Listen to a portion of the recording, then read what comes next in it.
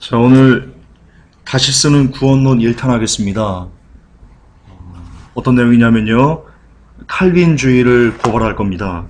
그동안 제가 칼빈주의를 고발한다 한 5탄 정도 제가 설교를 했는데요. 그 설교로는 부족하죠. 저도 부족함을 느끼고 있었습니다. 그러다 보니까 종종 계속해서 끊이지 않고 2년 동안 끊이지 않고 잊어버릴만 하면 제 메일로 칼빈주의가 옳다라고 이렇게 얼토당토하는 말을 하시는 분들이 종종 있고요.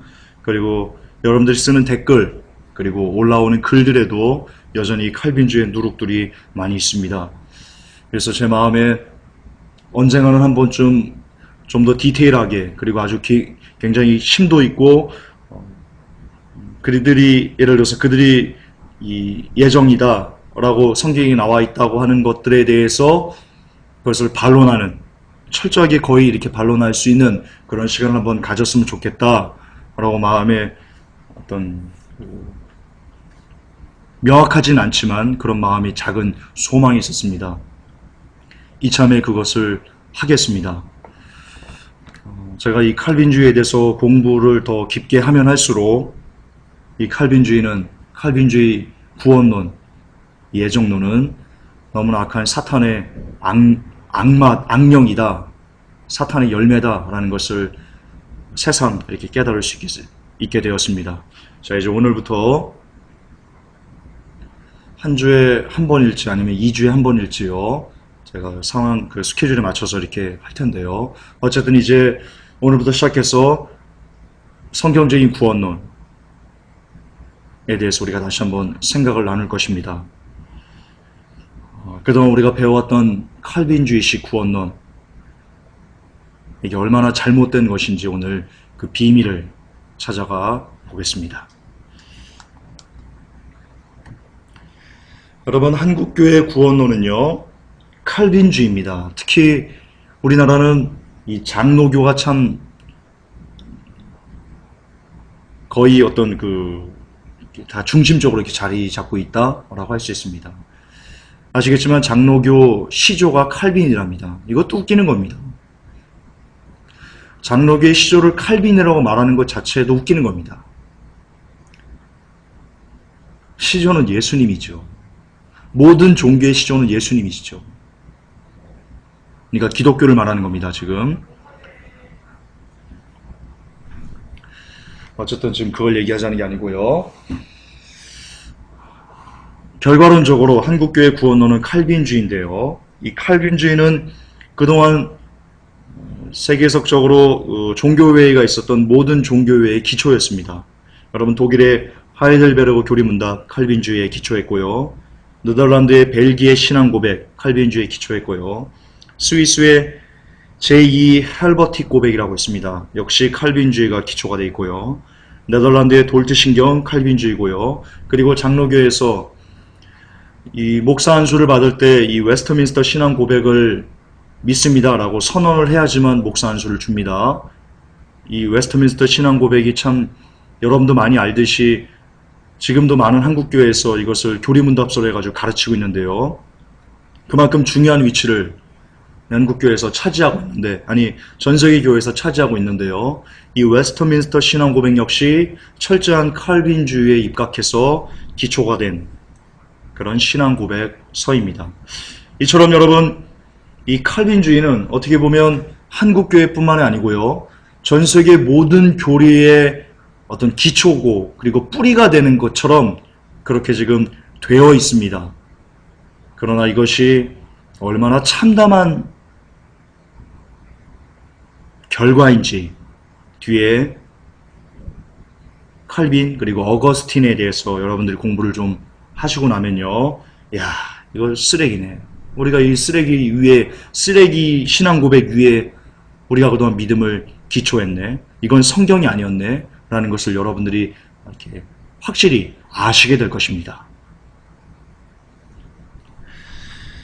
보시듯 이렇게 세계적인 신앙 고백이 칼빈주의에 기초했다는 것은요. 역시 어떤 결과로, 어떤 열매를 나타내냐면 우리가 그동안 존경에 맞지 않았던 대다수의 신학자들이 바로 이 칼빈주의로부터 시작했고 대부분들이 칼빈주의 기초 하에서 신학 어떤 교리들을 체계화했다는 것으로 드러날 수 있습니다.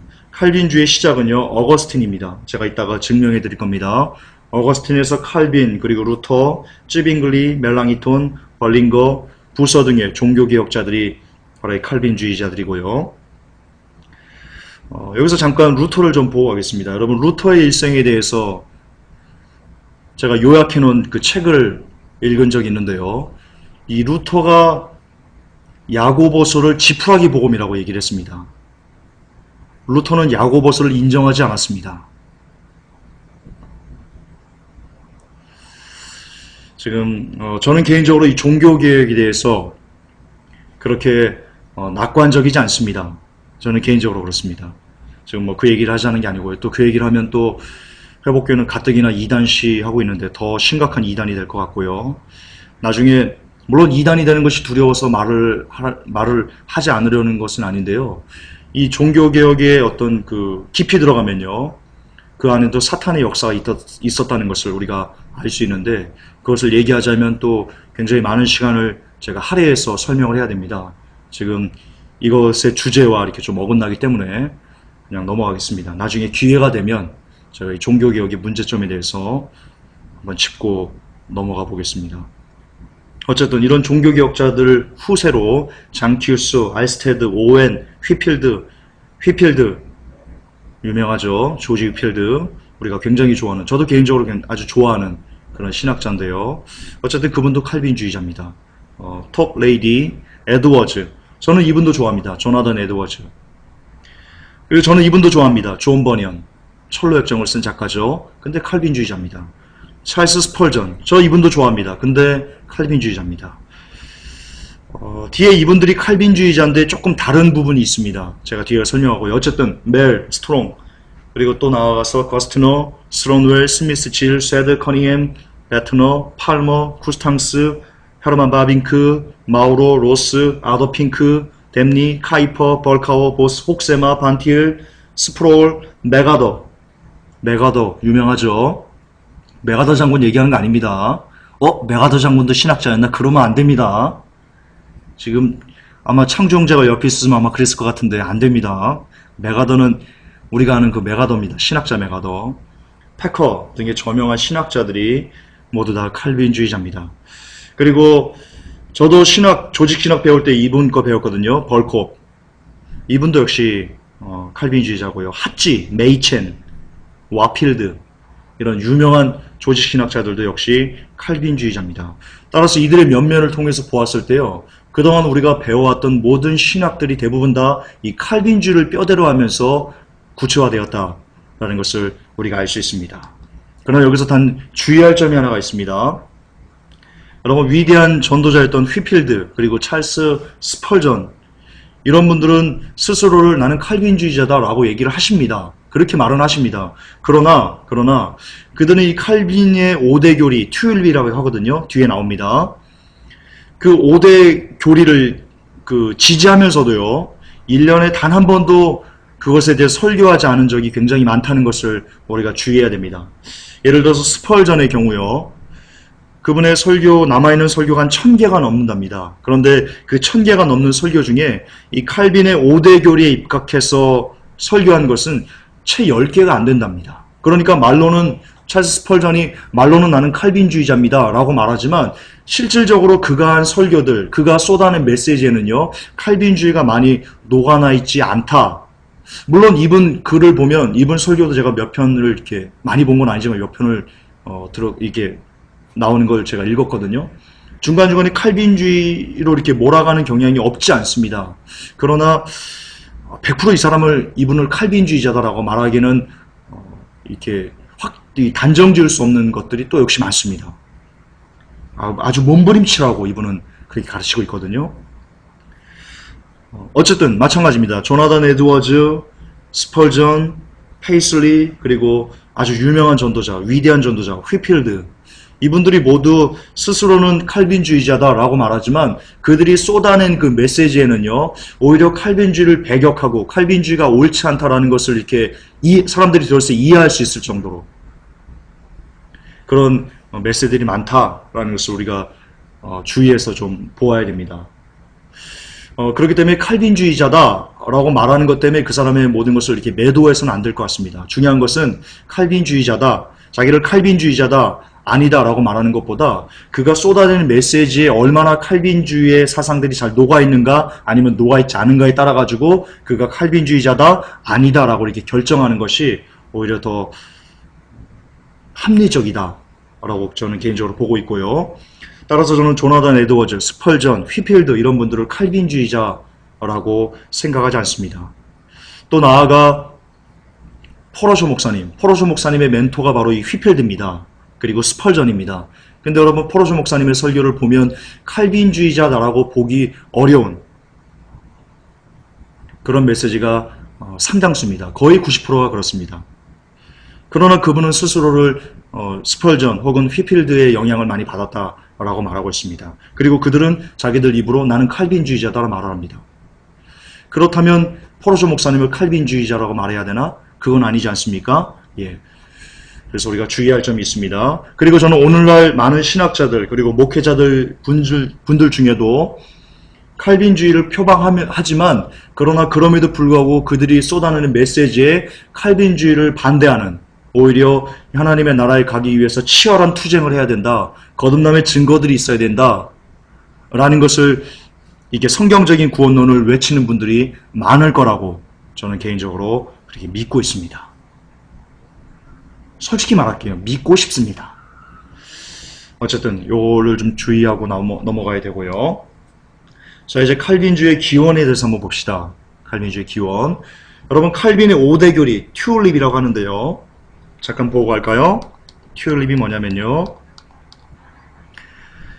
전적 타락, 그리고 무조건적인 선택, 제한된 속죄, 정할 수 없는 은혜, 성도의 견인, 이렇게 영어인데요. 앞 글자만 따가지고 튜올립 이렇게 이야기합니다. 요거에 대해서 나중에 이제 전체적으로 시간을 가면서요, 전적 타락에 대해서 주장하면서 칼빈주의자들이 성경의 이런 부분은 이런 부분이다, 이게 전적 타락을 지지하는 구절이다 라고 이렇게 제시하는 구절들이 있습니다.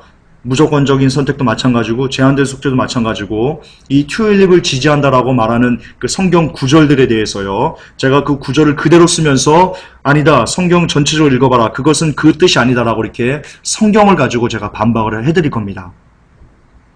뒤에 나올 거니까요. 조금만 좀 기다리시고요. 오늘은 먼저 이 칼빈주의가 만들어진 배경에 대해서 설명을 좀 드리겠습니다. 아마 제가 한번 이것을 설교했을 겁니다. 오래전에. 다시 한번 기억을 상기하시면서요, 찾아가 들어가십시다. 자, 칼빈주의 기원. 칼빈의 5대 교리는 어거스틴에게서 가져왔다라고 말합니다. 누가 말하냐? 스펄전 목사님이 그렇게 얘기합니다. 그리고요, 어거스틴은 이 책의 골자를 칼빈이 태어나기 전 1000년 전에 가르친 바 있다라고 역시 칼빈주의자인 베트너가 그렇게 얘기했고요. 위대한 전도자 휘필드는 이렇게 또 얘기했습니다. 칼빈이 가르쳤던 교리체계는 전체 개혁주의자들에게서 공통적으로 볼 수 있는 어거스틴주의에 불과하다. 그리고 파울 K. 제윗이라는 신학자는요, 어거스틴은 최초의 진정한 예정론자다 라고 말했습니다. 자, 이들이 이 칼빈의 생애와 이런 기타 여러 가지를 연구하면서 책에 써놓은 것들을, 그런 것만 모아놓은 책이 따로 있어가지고 제가 이렇게 그 글로 가져온 건데요. 이처럼 칼빈의 5대 교리는 칼빈 스스로 창조해낸 것도 아니고 칼빈이 성경을 연구하다 만들어낸 것도 아니고요. 그냥 어거스틴에게서 가져온 어거스틴의 사상 나부랭이일 뿐입니다. 그것을 우리가 지금 한국교회에서, 전세계교회에서 모든 신앙의 기초인 것처럼 그렇게 자리매김으로 사용하고 있는 것뿐입니다. 그런데 어거스틴이 누구냐? 어거스틴이 바로 로마 카톨릭의 창시자입니다. 다시 말해서 우리는 지금 무엇을 개신교의 기초로 삼고 있는 거냐? 성경이 아니고 로마 카톨릭의 철학과 사상을 개신교의 기초로, 그리고 개신교 구원론의 기초로 그렇게 쓰고 있다는 겁니다. 철저하게 우리가 로마 가톨릭에게 기만당하고 있다는 것을 기억하셔야 됩니다. 자, 어거스틴이 누구인가? 어거스틴은 아주 나쁜 사람입니다. 그런데 한국교회는 어거스틴을 성자라고 존경하고 있고요. 제가 신학교에서 교회사에 대해서 배울 때요, 이 어거스틴을 성자라고 그렇게 가르치는 교수님을 직접 제가 공부했고요. 그렇게 배웠습니다. 참으로 참담하지 않을 수가 없습니다. 자, 어거스틴에 대해서 한번 알아봅시다. 어거스틴은 AD 354년 11월 13일 북아프리카의 그 타카스테라는 데서 출생했고요. 굉장히 육신적으로 방탕한 삶을 살다가요, 373년에 만이교에 입교했고 15살 때 이미 사생아를 낳았을 정도로 굉장히 방탕한 그런 삶을 살았던 사람입니다. 어거스틴은 383년 로마에 와서 만이교도들과 더불어 마법을 개발하게 됐고요. 더러운 짓을 한 겁니다. 1년 후 신 플라톤 철학의 영향을 받으면서 만이교와 결별하게 됐습니다. 그 후 기독교에 관한 교육을 6개월 받고 난 후 386년에 개종했다라고 역사는 얘기하고 있습니다. 개종한 후 그의 처백에서 난 15세 된 사생과 함께 암브로스에게 세례 침례를 받았다, 그렇게 기록하고 있습니다. 그런데 이 어거스틴이 바로 누구냐? 로마 가톨릭의 아버지입니다. 역사는 그렇게 증명하고 있습니다. 로버트 앤더슨이 얘기합니다. 로마 가톨릭에서 발견되는 거의 모든 오류는 어거스틴으로 거슬러 올라간다. 무슨 뜻입니까? 여러분, 지금 로마 가톨릭이 성경적으로 굉장히 맞지 않은 그런 것들을 많이 쏟아내고 있습니다. 잘못된 교황권, 유아세례, 그리고 성직제도부터 해가지고 기타 모든 더러운 것들, 모든 쓰레기 같은 종교 행위들이 바로 이 로마 가톨릭에서 발견되는데요. 근데 그 로마 가톨릭에서 발견되는 거의 모든 오류가 어거스틴에게서 비롯된다라고 로버트 앤더슨은 얘기하고 있습니다. 휘필드가 얘기합니다. 어거스틴은 진정한 의미에서 로마 가톨릭의 창시자였다. 맞습니다. 제롬이 얘기합니다. 교황권자를 지지하는 4개의 다리 가운데 하나였다. 어거스틴이 그랬다는 겁니다. 어거스틴이 없었으면 교황권도 사라졌을 거다, 무너졌을 거다, 그렇게 얘기하는 겁니다. 스차프 이렇게 얘기합니다. 라틴 카톨릭의 주요 신학의 창시자로서 한편으로는 힐랍 카톨릭과 구별되고 다른 한편으로는 복음주의 개신교와도 구별된다. 라틴 카톨릭의, 그러니까 로마 카톨릭의 주요 신학의 창시자가 어거스틴이었다라고 증명하고 있습니다. 휘필드가 또 얘기합니다. 그에게서 즉시로 나무의 열매가 보였는데 우리가 알기로는 그 나무는 로마 카톨릭에서 자란 것 같다. 여기서 그는 당연히 어거스틴을 얘기합니다. 어거스틴의 열매가 뭐냐? 로마 가톨릭이다 라고 휘필드가 얘기하고 있습니다. 여러분, 이 어거스틴은요, 이교도 사상에 아주 심취했던 그런 사람입니다. 역시 휘필드가 얘기합니다. 어거스틴의 기독교적 철학 대부분은 플라톤주의적 자료들로 이룩된 것이다. 자, 무슨 말입니까?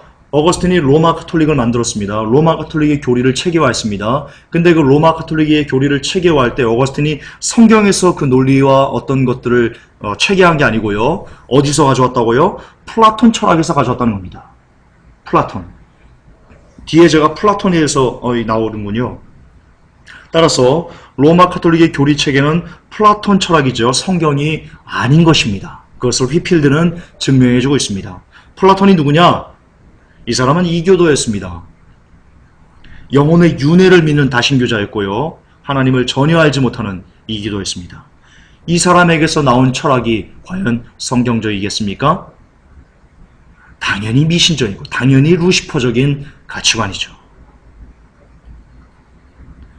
따라서 어거스틴이 성경이 아닌 이 플라톤에게서 로마 가톨릭의 교리를 체계화하는 사상과 가치관을 가져왔다는 것은요, 루시퍼에게서 사상과 철학과 가치관을 가져왔다라는 것과 정확하게 일맥을 같이 합니다. 100% 정확한 겁니다. 여러분, 이 플라톤 철학에 심취한 신학자가 또 있습니다. 역시 한국 신학교에서 거의 성자급으로 추행하는 사람, 바로 성경 변계 시조인 오리겐입니다. 이 사람이 플라톤 철학에 심취한 신학자입니다.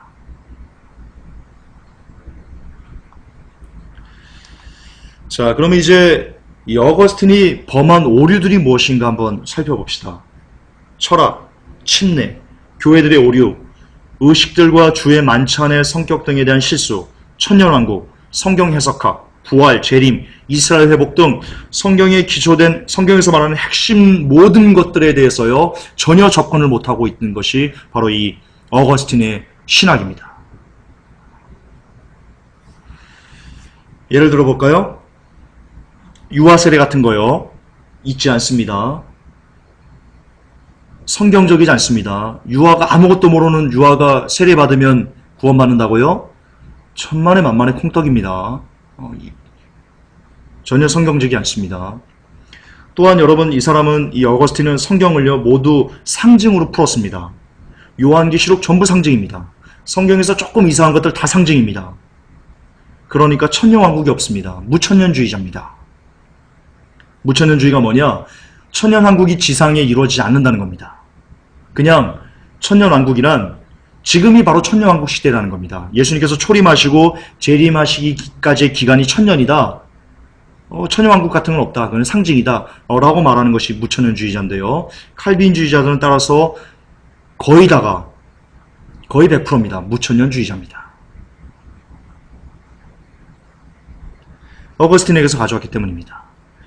그러니까 당연히 부활, 재림, 이스라엘 회복 이런 것들이 어떤 문자적으로 성취될 것이라고 어거스틴은 보지 않았습니다. 역시 칼빈도 그렇게 보지 않았습니다. 칼빈도 무천년주의자입니다. 그러므로 로마 가톨릭이 무천년주의입니다. 이 대표적인 신학의 무천년주의가 어디냐? 바로 로마 가톨릭입니다. 그러니까 로마 가톨릭은 베리칩을 짐승의 표라고 인정하지 않습니다. 마찬가지로 요한계시록에 그러니까 칼빈주의자들은요 베리칩을 짐승의 표라고 인정하지 않습니다. 왜냐? 그것은 상징이거든요. 무천년주의자들이니까요. 그렇게 이어지는 겁니다. 그러므로 칼빈이 요한계시록 주석을 쓰지 못했다는 것은요 어찌 보면 당연한 겁니다. 당연한 겁니다. 풀 수 없습니다. 칼빈은 풀어낼 능력 자체가 없었던 자입니다. 위대한 신학자라고요? 그냥 쓰레기였습니다. 자, 이 로마 가톨릭의 이 쓰레기 같은 교리를 수립한 어거스틴, 이 사람이 어떤 쓰레기 교리들을 창시했는지 보겠습니다.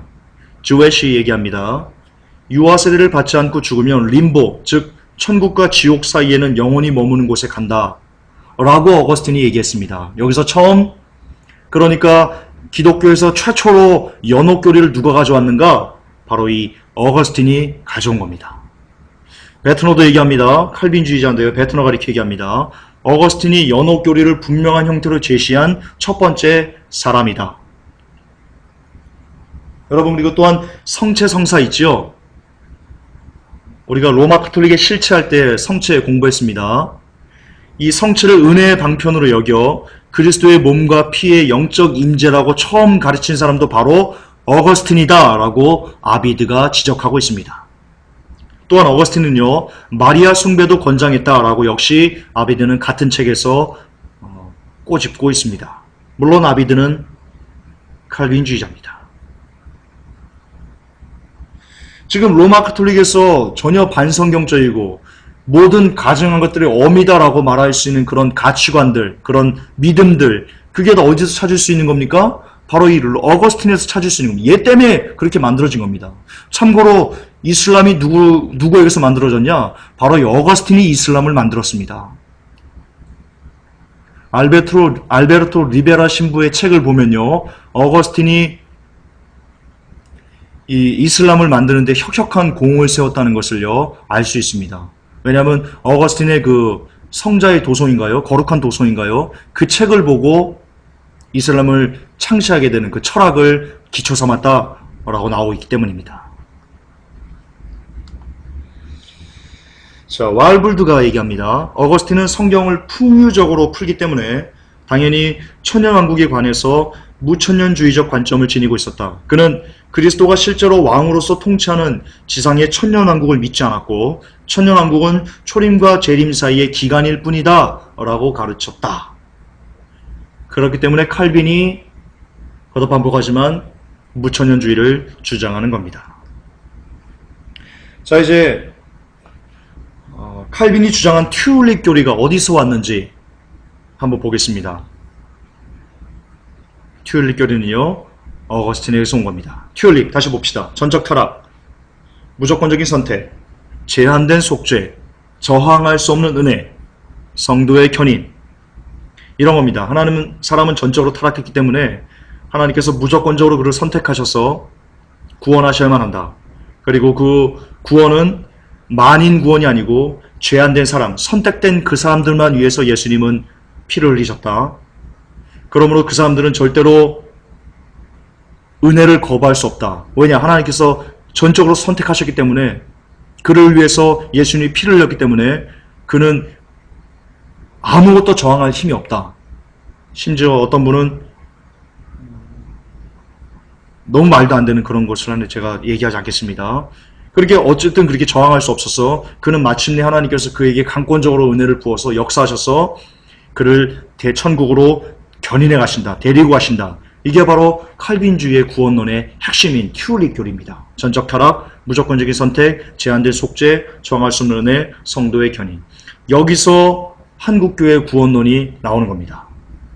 한국교회에서 이렇게 가르치죠. 자, 많이 제가 강조한 건데요. 예배 거의 다 끝날 때 새로운 사람들, 오늘 새로 나온 사람들 일어나라고 합니다. 그리고 얘기합니다. 자, 영접기도 따라하세요 라고 하고는 선포합니다. 자, 여러분들이 오늘 이곳에 교회에 나오게 된 이유는 하나님께서 창세전에 여러분들을 구원하시기로 작정하셨기 때문입니다. 우연히 이곳에 나온 줄 아십니까? 하나님에게 우연은 없습니다. 창세전부터 계획된 것입니다. 당신은 구원받기로 계획됐습니다. 따라서 이 시간 나와서 영접기 됐기 때문에 당신의 구원은 영원히 보장됩니다. 바로 여기서 나온 겁니다. 그 5분, 10분짜리의 영접 기도를 통해서 성도들을 당신은 구원받았습니다 라고 이렇게 선언하는 그 기초가 어디냐? 바로 이 칼빈 예정론, 이 튤립 교리에 입각했기 때문에, 그렇기 때문에 그렇게 쓰레기 같은 영접 기도를 남발하고 그걸로 구원을 마치 붕어빵 굽듯이 구워서 던지고 그렇게 하는 겁니다. 여기에 기록되어 있습니다. 그러나 아까도 말씀드렸지만 이 전적 타락, 그렇지 않습니다.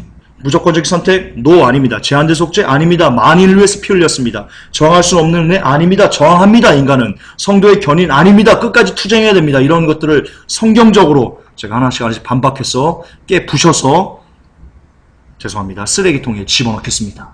그리고 진짜 성경적인 구원론을 우리가 같이 한번 찾아가 보십시다.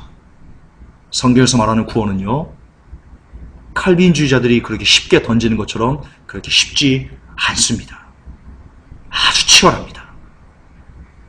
왜 바울이 두렵고 떨림으로 너희의 구원을 이뤄가라고 했는지 우리가 이제 이 전적 타락을 부수고, 무조건적인 선택을 부수고, 제한된 속죄를 부셔버리고, 저항할 수 없는 을 부셔버리고, 성도의 견의를 부셔버리면서 우리가 하나씩 찾아가겠습니다. 어쨌든 이 튤립 교리는요, 칼빈이 만든 게 아닙니다. 쿠스탕스가 얘기합니다. 칼빈주의의 5대 교리인 튤립은 칼빈이 주장하기 1000년 전에 이미 어거스틴이 주장했던 이론이다 라고 증명해주고 있습니다. 그리고 어거스틴도 이렇게 얘기합니다. 이건 어거스틴의 어록에서 이렇게 갖고 온 건데요. 어록이라? 어거스틴이 썼던 책들에서 가져온 건데요. 만일 여러분이 믿지 않는다면, 하나님을 믿지 않는다면 그 이유는 여러분이 이미 하나님이 정하신 파멸에 처한 것이기 때문이다 라고 어거스틴이 얘기했습니다. 지금 오늘날 칼빈주의자들이 얘기하는 것과 똑같습니다. 어거스틴이 미래를 볼 수 있어가지고 칼빈주의자들이 이렇게 말할 걸 알아가지고 예지력이 있어가지고 이렇게 쓴 건가요? 아닌 거 아시죠? 예, 그러므로 어거스틴의 그 예정론의 교리를 그대로 칼빈이 끄집어내서 다시 말해서 표절한 겁니다.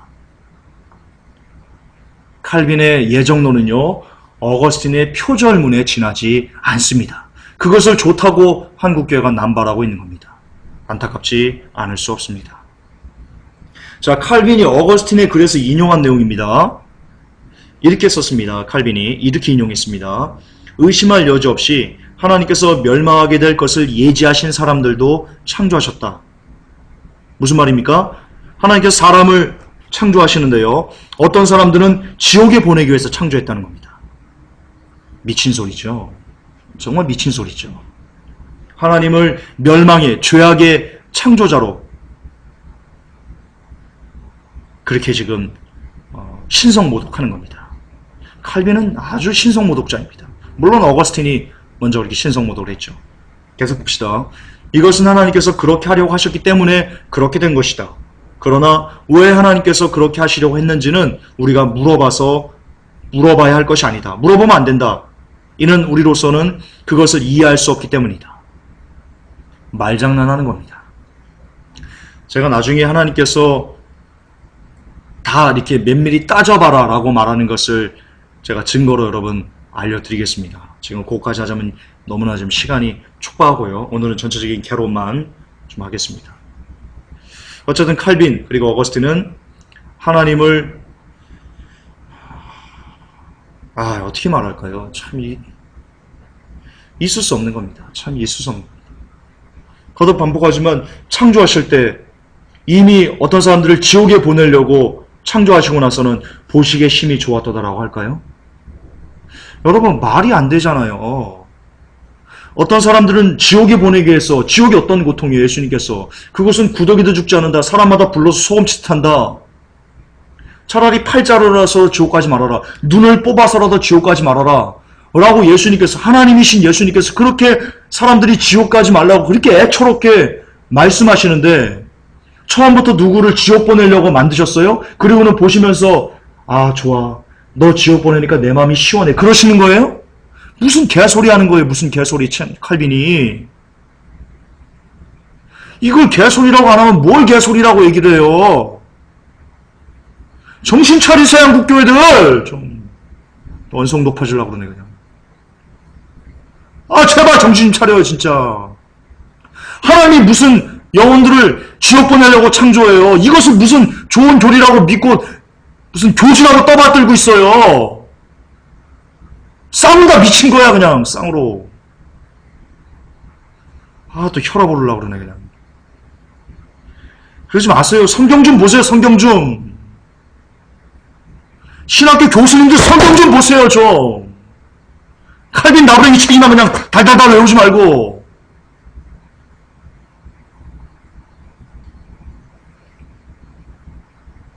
잘난 차는 거 아니에요. 화가 나서 그래요.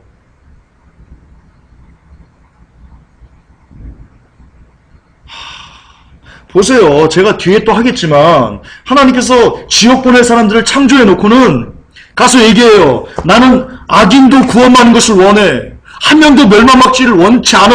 라고 성경에 기록되어 있잖아요. 그걸 어떻게 설명할 거예요? 하나님께서 아무도 멸망하지를 원치 않아 라고 기록해 놓으셨으면서 한편에서는 지옥 갈 사람을 만들어 놓고 하나님이 이주인격자예요? 이런 신성모독적인 발언이 어딨어요? 이걸 좋다고 왜 한국에서 신학생들한테 가르치고 있어요? 아무것도 모르는 그 사람 애들한테. 이제 간 20대 돼가지고 성경 1독도 안 하고 온 애들한테, 그 철부지들한테 마치 하나님의 말씀이냐, 하나님께서는 지옥 보낸 사람도 먼저 만들어놨고 구원한 사람도 먼저 만들었다, 이런 구조를 어떻게 가르치냐고. 양심 있으면.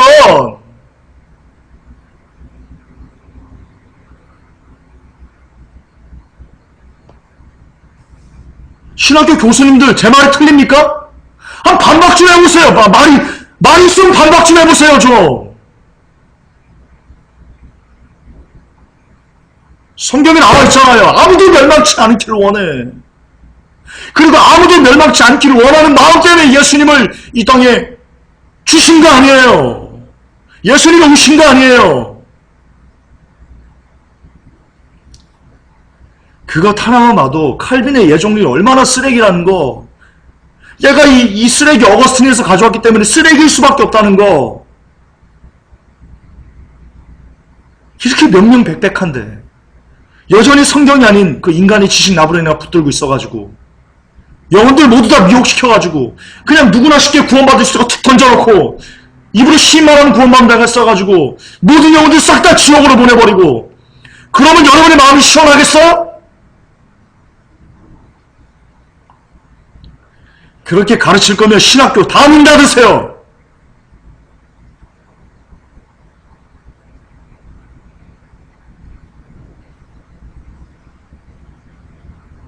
의심할 여지 없이 하나님께서 멸망하게 될 것을 예지하신 사람들도 창조하셨다.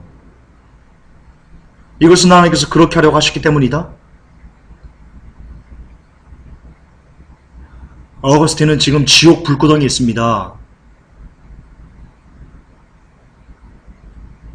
정신 좀 차리십시오. 정신 좀. 이런 어거스틴을 우리는 이렇게 배우고 있습니다. 브루스가 말합니다. 신약 시대 이래로 가장 위대한 그리스도인이 바로 어거스틴이다. 아비드가 또 얘기합니다. 아리스토텔레스 이래로 가장 위대한 심리학자여 정치적 사상가다.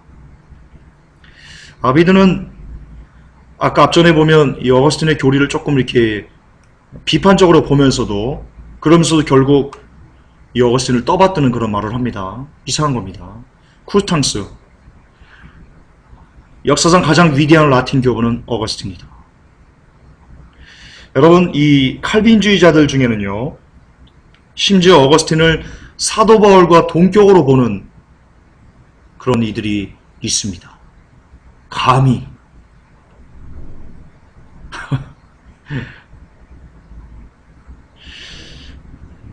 커스턴스가 얘기합니다. 어거스틴은 바울과 칼빈을 연결시켜주는 주요 역할을 하였다.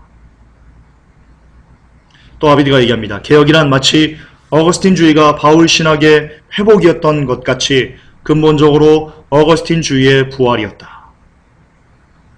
종교개혁을 아비드가 뭐라고 얘기합니까?